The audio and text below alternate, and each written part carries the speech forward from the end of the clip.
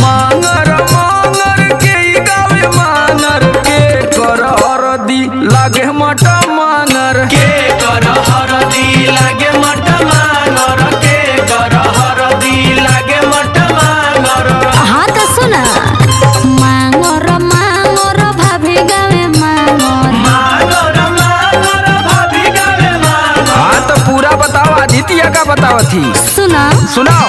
मांगर मांगर भाभी गावे मांगर देवरु के हरदी लागे मट मांगर देवरु के हरदी लागे मट मांगर देवरु के हरदी लागे मट मांगर। अरे यारी तो हमार में हरारू बड़ी चालू बा, बड़ा नॉलेज रखले बिया। तब का बुझला सुन सुन ढेर मत उड़, हाई जो ना पूछती ना ई ना बता पैबी। पूछा ले